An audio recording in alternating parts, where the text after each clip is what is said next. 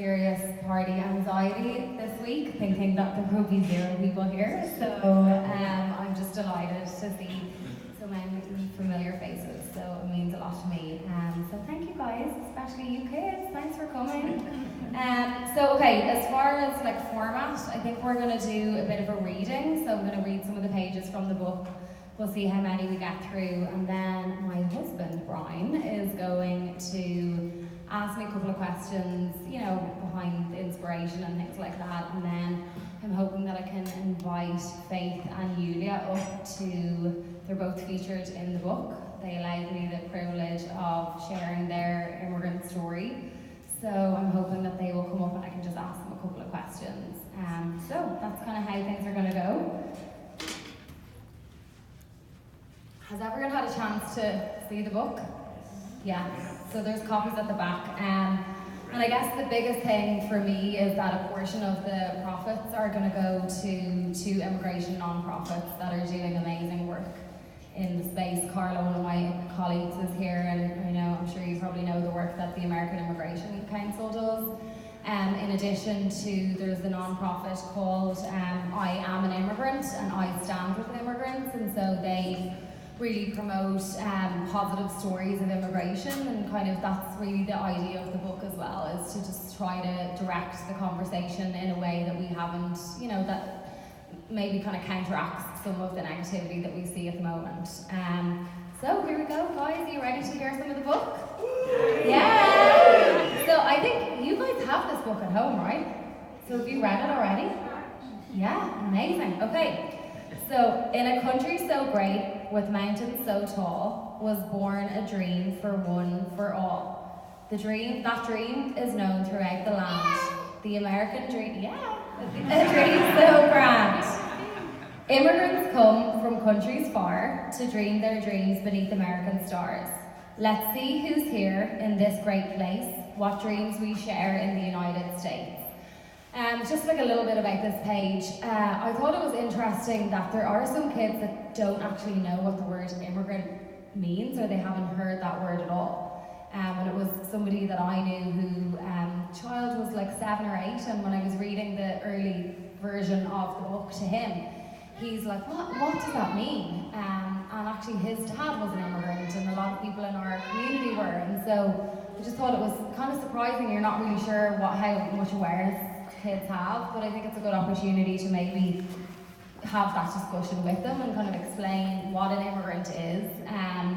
You know, we're not to be feared, we're not here to steal anyone's jobs. You know, but it's just a nice way to, and I guess depending on the age of the child, you can kind of direct the conversation in whatever way you think would be appropriate. And then also, I think, to just explain the American dream. You know, I'm not sure that there's any other country that has a term like that. And it's really special, and I am not prepared, and I'm sure you guys aren't, to let the idea of that die and just disappear. I do think it's kind of under attack at the moment, and it's pretty vulnerable, but it's really special and it's worth fighting for. And so, yeah, just to kind of explain what that term means, I think, for kids. Okay, so this lady is a congresswoman, not based on anyone in particular, but she is a refugee, and she is wearing a hijab. And one of our friends' daughters was reading it, and her husband commented that she got stuck on that word. She didn't really know how to pronounce that or how to read that word.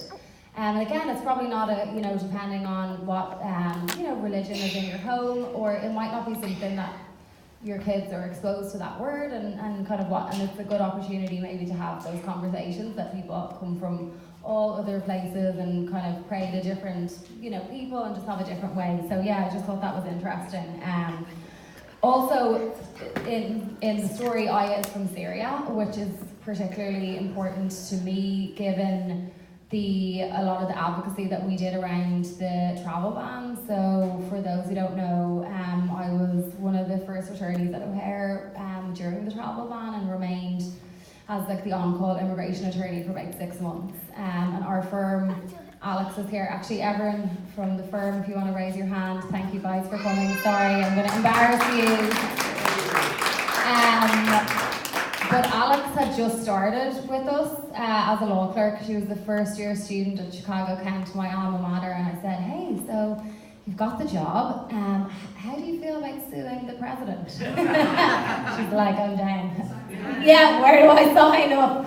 So yeah, so we sued the administration on a pro bono basis in relation to clients that were caught up in the horrendous Muslim ban. So I just thought it was important to me to show a female congresswoman who the inspiration is as well that she came from one of the countries that is now banned.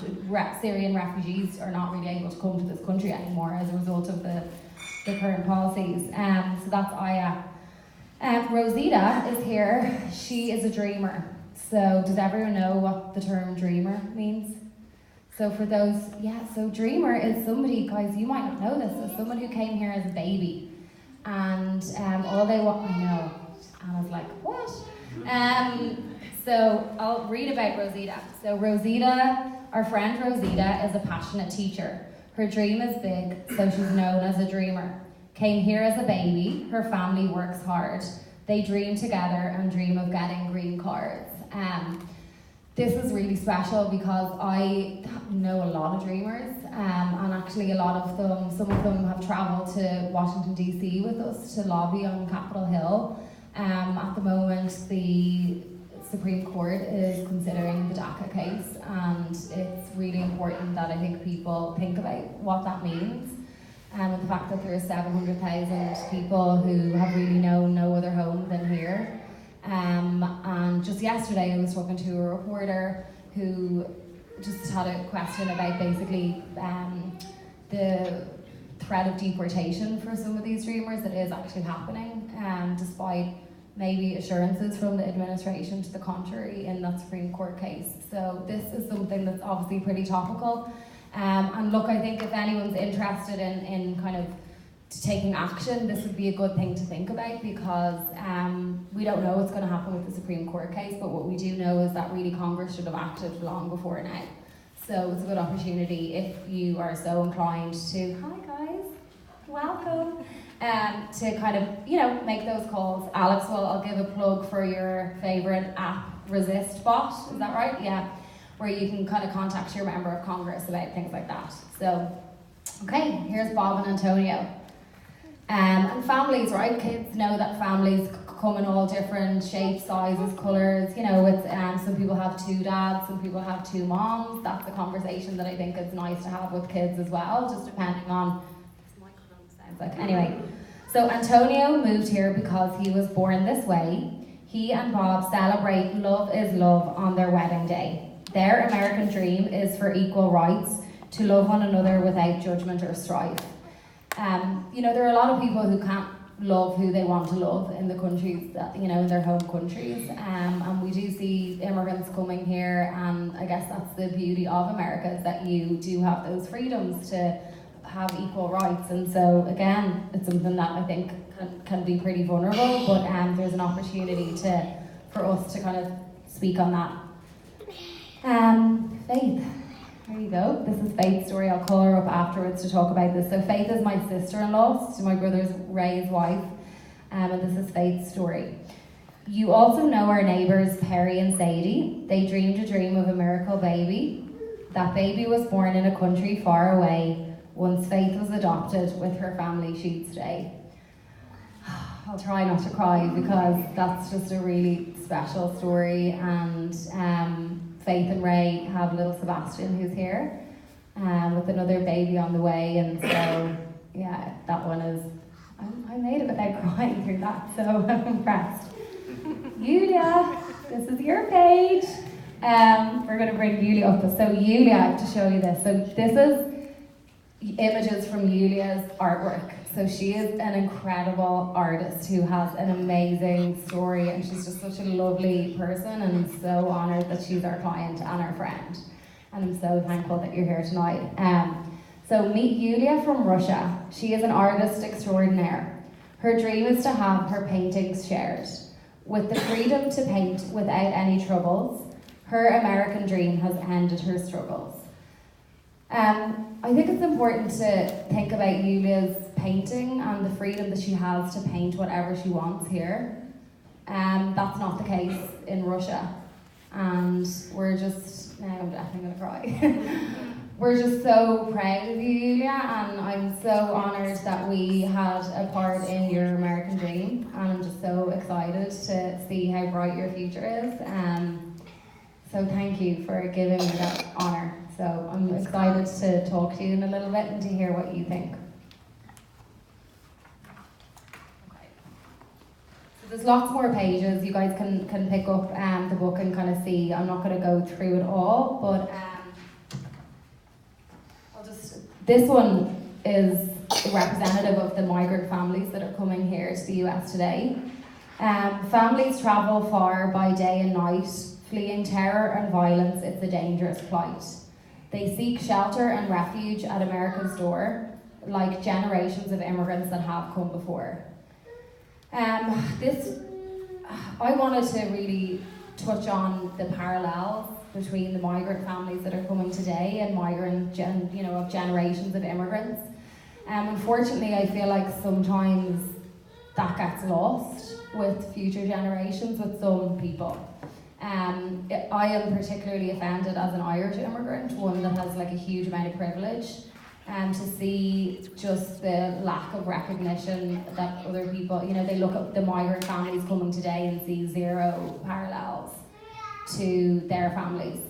And to me, it's as clear as day. The families that are coming here, really, they all want the same thing as the immigrants of yesteryear. They just want opportunity to work hard and to give their children something that they didn't have. And like the Irish immigrants were exactly like that.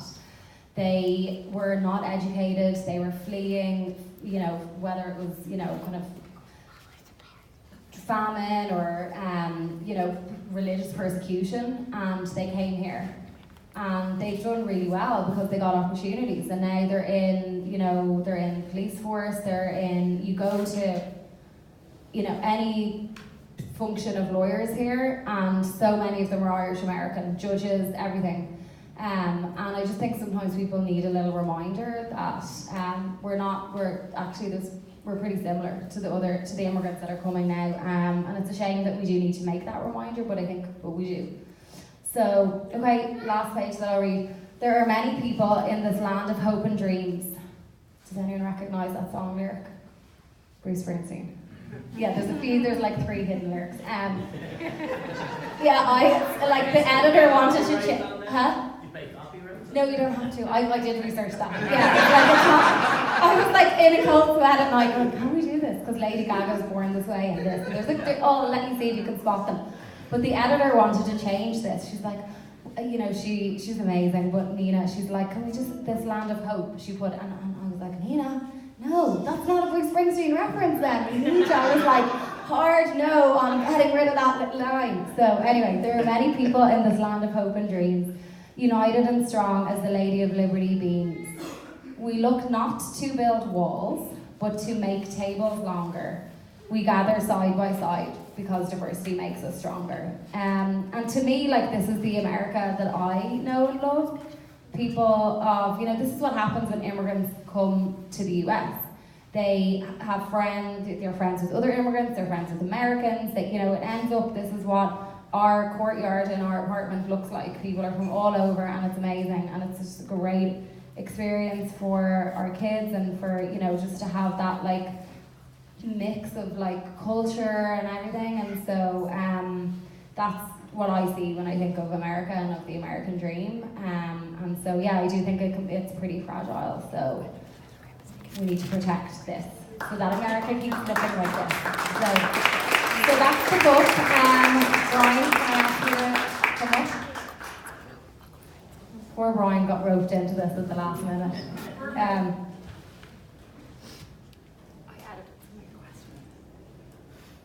Hi, how's everybody doing? Can you hear me? Yeah. Hey. I hear you. Okay, so for those That was a very yeah, you hear me, enthusiastic. Sebby. You hear me. So for those of you who don't know me, my name is Brian Sadak. I am Fiona's husband. I normally just introduce myself as Fiona's husband.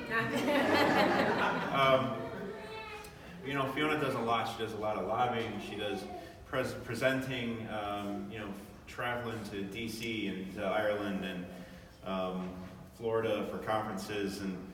Some of them were here today from the Florida conference. It's know, proof that there was actually a conference in Florida. But now you're writing children's books, so you know, Fiona asked me if I would be the host, I guess, of this evening, and I was like, I can sit down and have a conversation with my wife, sure. You know, get this opportunity, so go ahead and take that opportunity. But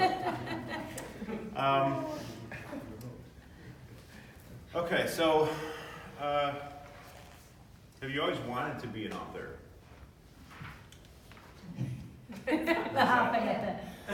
No, actually, never thought that would be, yeah. At what point or what made you decide that you wanted to be an author? Or to write a book, anyway? Yeah, well, it was actually one night that I was reading, well, a few years ago, we had the opportunity to go into the kids' class in school to Rose, our daughter, who's the eldest. So it was her like preschool class, and they had a rotation where parents could go in and read a book, and I wanted to like bring something that I felt was like socially, you know, kind of active, some type of like social justice book that probably wasn't too heavy for preschool. But I just, which, you know, there wasn't really, there were some that were great. There are some really great books that have, you know, kind of meaning, special meaning, and kind of activism built into it, but there was nothing that reflected modern immigration. So there are some books with their Ellis Island era, which is just not what's going on today. There were a couple that had like one immigrant story through it, and so just thinking, obviously immigration issues are all over the media, and kids are watching, you know, whether you think they are not aware, you know, they do hear things, and so you know, just getting to an opportunity to kind of explain to kids what was going on, I felt like I was probably in the best position, given that I'm an immigrant, that I've been an immigration lawyer for 12 plus years, that I've kind of been on a lot of the forefront of all this, like with the administration, you know, and I just found that I was struggling really hard to explain this. So yeah, it was one night I was like reading to Rose, and I was like, God, I wish there was a book, and I was like, I'm going to write a book, and so that's how it happened. Not a... Most people just don't decide they're going to write a book, so... Yeah, well, you know, you should know me. Can you take us through the writing and then the publishing process? So, okay, I knew that I wanted to reflect immigrant stories, and I was like, straight away I knew Yulia, Faith, I knew some of the other clients that I wanted to include their stories. So I started with like the notes app on my phone, and I just kind of wrote which kind of immigrant stories I would include. And then, like, quite frankly, I came home from work one Friday, kind of had a tough week in work, just tough cases, and I just said, right, now there's no time like the present. So I just sat down, and I honestly wrote the whole book in like one evening. I just felt so inspired, and it's been changed slightly, but more. Is that common for most authors? I'm not sure. But actually then some of my girlfriends are here tonight, my fellow law mamas, Carol Ann, Tabitha, but actually we went over to Carol Ann's house the next week, or it was maybe even the night afterwards, and I was like, girls, I'm writing a book, and I've actually written a book, and they're like, what? And so I kind of went through the very, very rough outline of it. So can I just say, that was February 2019. Yeah, it was February, and now here we are. It's crazy to think, but yeah, so that's kind of how the actual writing process started. The publishing process, so I did what I tell all my clients not to do. I went on Google. Yeah, I was like, dear Google, how do you publish a book? You know, don't do that if you're looking for legal advice or medical advice. It's a terrible idea. Right, you guys can attest to that. Yeah, the team back there, no, don't ever go on Google. Or ask a friend because no, it's not the same. But I went on Google and I found this great blog. This woman had published a couple of books, and she kind of explains the process, how you can either pitch to like a huge publishing house, but you have to wait ages for them to get back to you, which to me, like, I don't know that I would have even gotten that deal or not, but I just, I needed to get the book out as soon as possible because I felt like the message was so timely, and I just wanted to get it done as soon as I can. So that option didn't really consider it. The other was like self-publishing through like a likes of Amazon, where you can publish directly, or there's like an option in between, which is you can go to like an independent publishing house.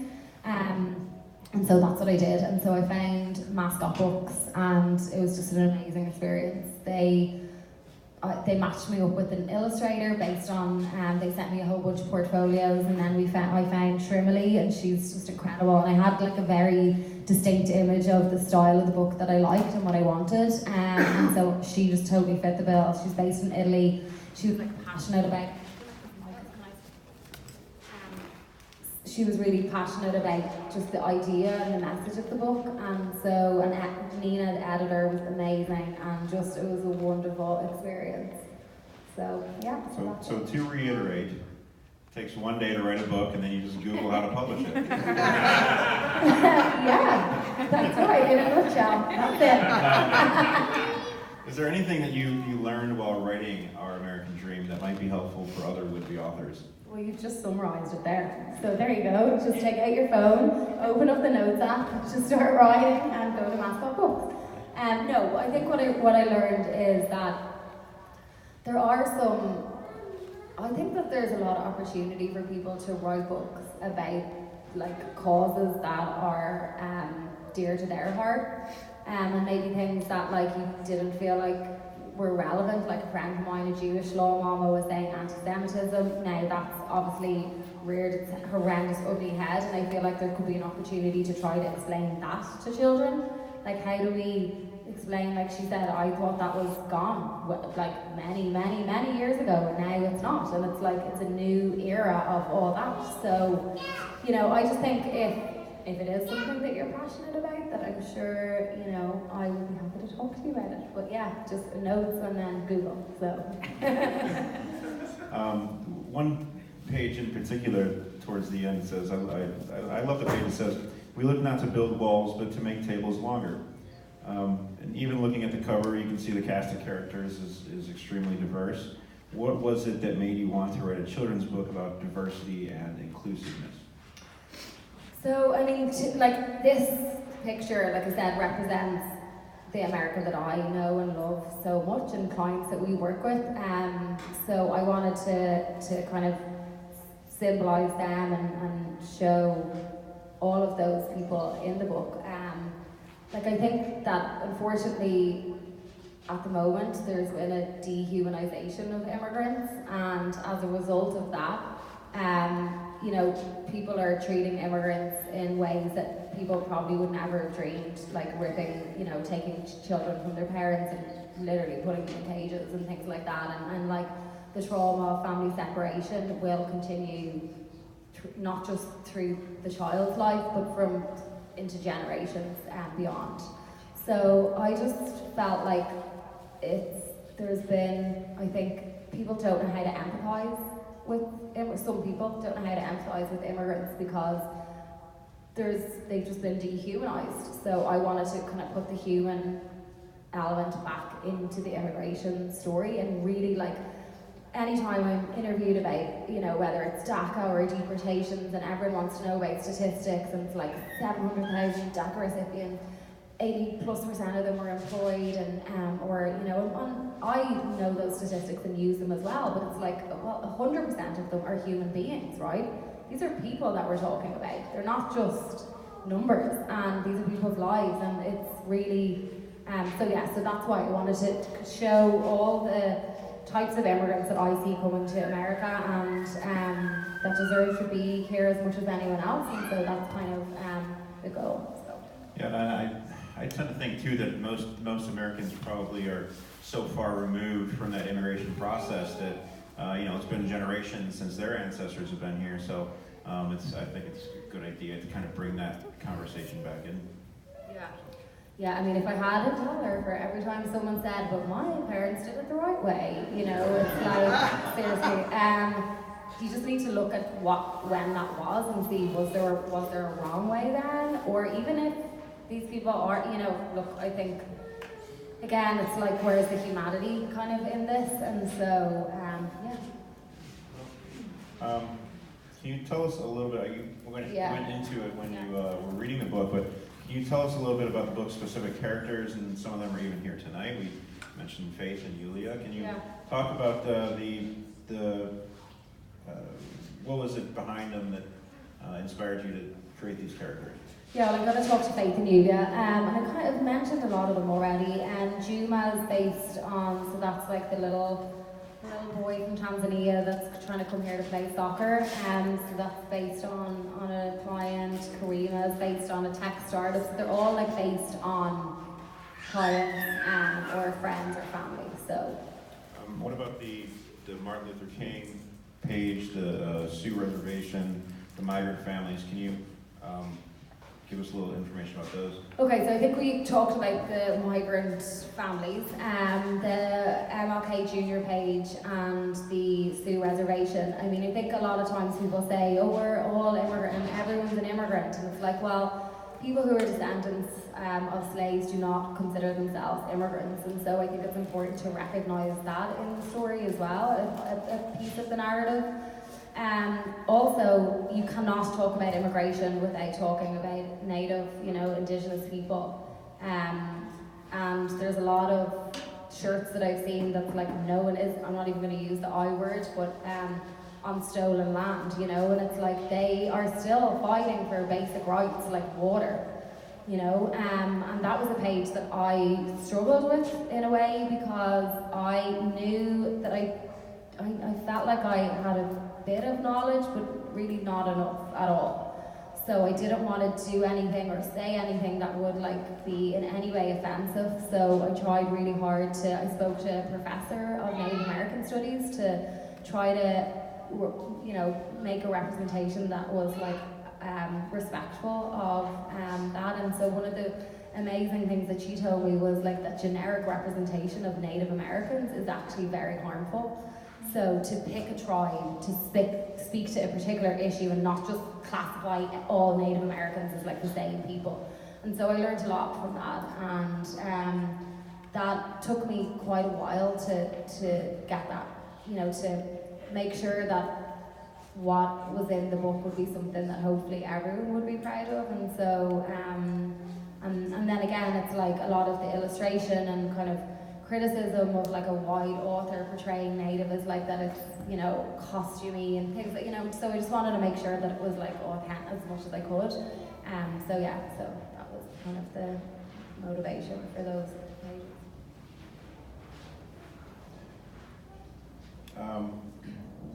Who do you think is your target audience for Our American Dream?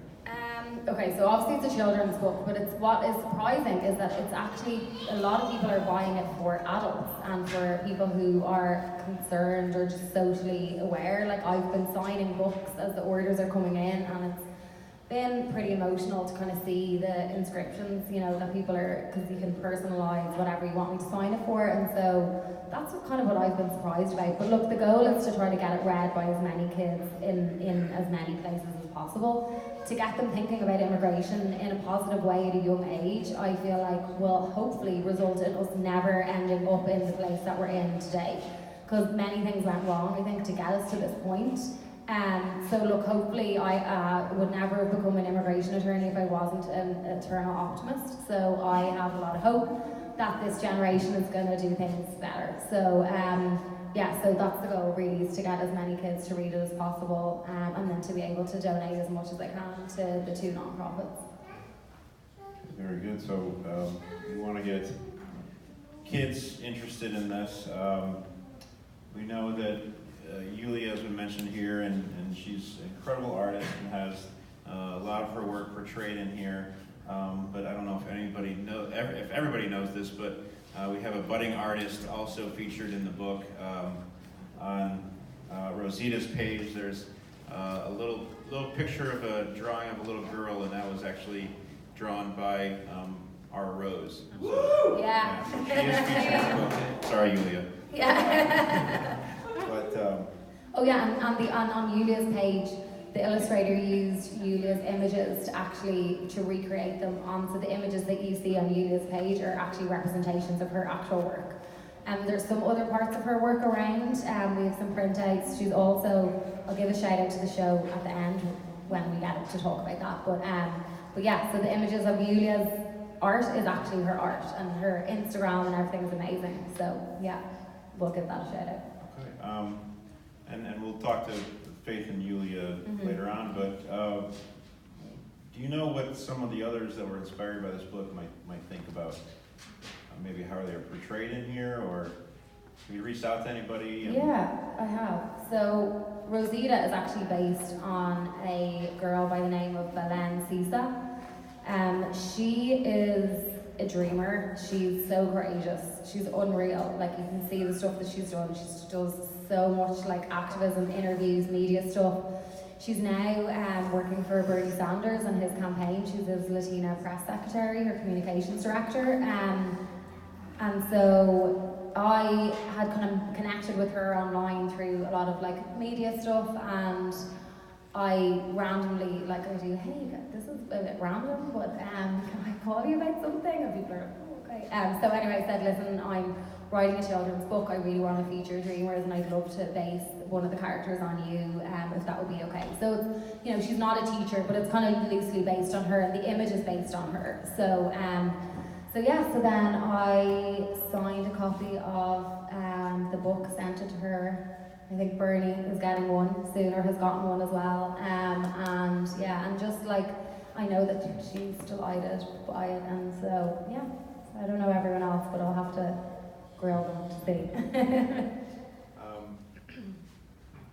Kind of on a more serious note here, but in today's tumultuous climate, it's sometimes not easy to talk about topics like that might be considered political. And immigration is definitely one of them. Any thoughts on this, and should we be trying to have these conversations? Yeah, well, I mean, I'm kind of forced to have these conversations all the time, because the minute, I'm sure, Carla, you can like empathize, but the minute you tell someone you're an immigration attorney, they're like, oh my god, like it's weird, because most people's jobs are not like inherently political unless they're like a politician, you know, and so most people don't have a political opinion on most people's jobs, but ours is different. So it's always been political, I guess, arguably, but obviously way more so now. So I believe that we can find common ground. I do. With some people, you know, maybe not everyone, but I think that with a lot of people we can. I think that there's a misunderstanding of the immigration system. You know, I think that if we can get people to understand how the process works, or does not work for certain things, I think that will help. For those who haven't seen it, John Oliver put an amazing video out about this whole why don't people just get in line? Like, I see people have told me, and Alex, I'll give you a shout out again, about social media. She's like, don't feed the trolls, don't read the comments, you know, don't do it. So I'm like, oh, I read the comments, I should know, but I did. And so, you know, some of the things people say, they're like, about DACA recipients, why they missed their chance at amnesty loads of times. Why didn't they just do it when they had the chance? And it's like, they never had the chance. If they had the chance, I can guarantee it, they would have jumped on whatever line was available to them. And that's really, for a lot of people, if there was a line, they'd be in it, you know? So I think that we have to approach these conversations in, I don't know, I'm trying to be a bit more, I don't know if diplomatic is the word, but look, I feel like we need to have these conversations. They are tough, especially around maybe Thanksgiving or Christmas or whatever, but I think that there are ways to maybe broach the subject, and that I'll remain optimistic on that front. But they're important conversations to have, especially in the run-up to the election, you know, next year. We need to have these conversations. They're tough, but they need to be had. If you could get this book in the hands of one influential person, who would that person be? I was thinking about this, and I was like, I really want Chrissy Teigen and John Legend to get a copy of the book. So if anyone knows them, let me know. I just think she's such a bad, you know what, I can't say that word, but like I feel like parents in particular kind of would really resonate with them, because they're probably trying to have these conversations with their kids too, but I was thinking I would love to get a copy to them. Chrissy Teigen and John Legend. Okay. Yeah, there you go. On the back cover, you write that Our American Dream is the first in a series that celebrates immigrants and immigration. So when can we expect the next one? Oh, thanks, Brian. So yeah, look, it is. I think that a lot of the characters in the book could get their own book. Like, how can I tell you this story in 4 lines or fates? I mean, it's just impossible. So I think there's a lot more to be said about each one of those characters. There's a lot of other stories that I was not able to put into the books. I'm already thinking of, like, I want to feature a trans immigrant in my next book. I want to feature a musician, right? There was a Mexican playwright that was denied a P3 cultural visa. It was all over the news. She was trying to bring her play here that was inherently cultural based on where she was from. And she was a celebrated playwright, and her visa got denied, apparently based on it not being culturally unique. And, you know. What? Yeah. And I told Rob that I could, remember the contact that you had, that I would love to help refile that case pro bono, because we do a lot of musician and artists and cultural kind of performance, but like, people come here to share their culture with us, and it's a huge blessing. We're so lucky to be able to have talent like that, but again, you know, that can be fragile and vulnerable too, and we need to protect that. We want to bring, like, from Irish musicians, just from where I'm from, like, I'm so proud of the fact that they can come and play their music and kind of just show a bit of our culture as well. So I think it's important to try to keep that up. So yeah, so I don't know, the next book is going to be done tomorrow night, Brian, with the notes app. No. I was going to say, you have about 7 or 8 characters in here, so we should expect, what, the rest of these books by Christmas, maybe? Finally, what is your number one hope for Our American Dream? You know, the goal really is to have it read by as many kids as possible. It was great today, or yesterday I think it was, some of my immigration lawyer colleagues bought the book to donate to some schools. So I got to sign it for them. I think that's really cool, knowing that it's going to a school that tons of kids will be able to read it. And we do a lot of pro bono. We've gone to CBS to talk about what an immigration lawyer does and kind of what our day-to-day job is, and I love being able to, like, tell kids all the different types of immigration work that we do. And like, I want children of immigrants and immigrant children to feel welcome. You know, they deserve to feel welcome, because the vast majority of Americans are here to welcome them, and it's just unfortunate that our platform is maybe not as I don't have as many followers as a certain person on Twitter, so you know, my voice is not going to be as loud. But look, if the goal is to just have kids read it, think about immigration in a positive way, and for people to just feel welcome in this country, so.